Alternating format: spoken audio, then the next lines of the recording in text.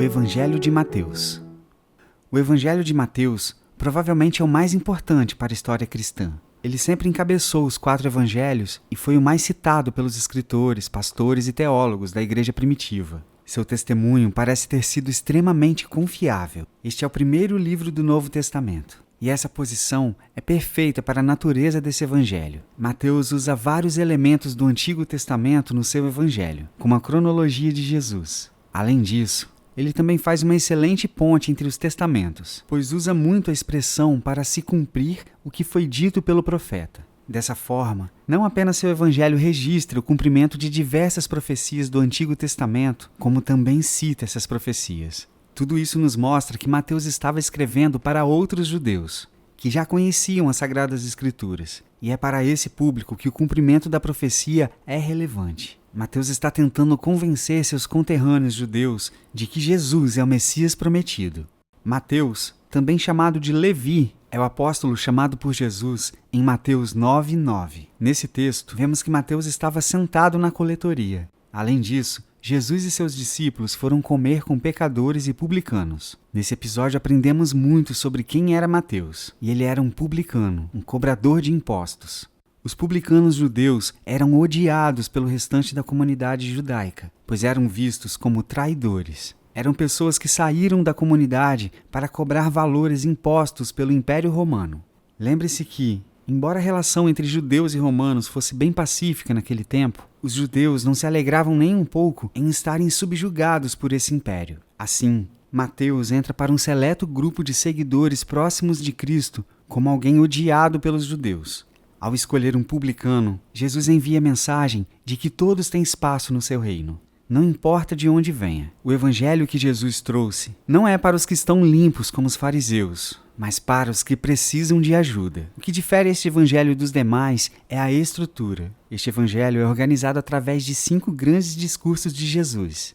E entre seus discursos, encontramos as narrativas de milagre e viagem. O batismo de Jesus por João, sua peregrinação pelo deserto e tentação por Satanás compõem todo o início da história escrita pelo Evangelho. Além disso, as multiplicações de pães e peixes, o caminhar sobre as águas, a transfiguração, cura de doenças e libertações demoníacas são todos elementos registrados por Mateus, como em suas contrapartes Marcos e Lucas. Entre esses episódios, encontramos os discursos de Jesus. 1. O Sermão do Monte, capítulos 5 a 7. Um grande sermão ético feito por Jesus, contendo os ensinos mais importantes e marcantes de Cristo. Aqui, encontramos a lista de bem-aventuranças, uma perspectiva surpreendente de onde está a alegria cristã, a realidade de que somos sal e luz do mundo, de que não devemos sequer odiar o próximo, nem olhar com desejo para outras pessoas. Não podemos jurar como prova de nossa palavra, nem buscar vingança contra nossos inimigos.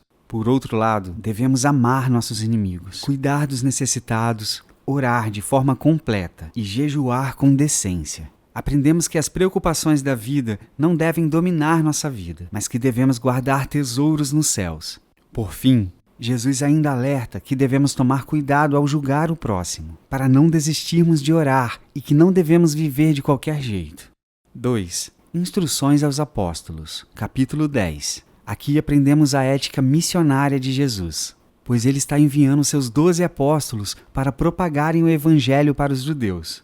Nessa missão, eles enfrentariam muitas dificuldades, rejeições, escassez e batalhas espirituais, mas sempre deviam responder com fé e humildade, tendo em mente o propósito de seu chamado: pregar as boas novas de Jesus Cristo, o Salvador. 3. As parábolas do reino, capítulo 13. Embora possamos identificar outras parábolas ao longo do Evangelho, é notável a concentração delas nesse capítulo. Além disso, todas elas se iniciam com a frase: o reino dos céus é como. Lembre-se que uma parábola é uma pequena história metafórica, ou seja, uma imagem que busca transmitir uma verdade por trás. Aqui, Jesus busca transmitir como é esse reino que ele veio inaugurar e do qual é rei. 4. Ensinos sobre a igreja, capítulo 18. Nesse discurso, Jesus traz vários ensinos práticos sobre como viver uma vida em comunidade, envolvendo principalmente a humildade, o cuidado e o perdão. 5. Sermão profético, capítulos 24 e 25. Além de ensinar sobre o fim dos tempos, Jesus faz fortes críticas ao sistema religioso daquela época, alertando que todos deveriam se unir e incentivar uma atividade: vigiar. O Evangelho de Mateus termina com o ápice, a obra de Cristo. Esses capítulos finais, que não compõem um discurso, fecham a obra de Mateus, registrando a conspiração contra Jesus, a inauguração da ceia do Senhor, toda a negação dos seus discípulos, o julgamento de Pilatos, a crucificação, morte e ressurreição de Cristo. Os últimos versículos de Mateus são marcantes e incluem a missão da igreja de levar o evangelho até os confins da terra e a promessa de Jesus de permanecer conosco até o fim dos tempos. Em breve, teremos um panorama geral dos demais evangelhos, e você pode encontrar vídeos que aprofundem muitos desses tópicos aqui em nosso canal. Mas se você gostou desse vídeo, não deixe de curtir e se inscrever no canal. Nos siga em nossas redes sociais e baixe o aplicativo da Bíblia em seu tablet ou smartphone. E até a próxima!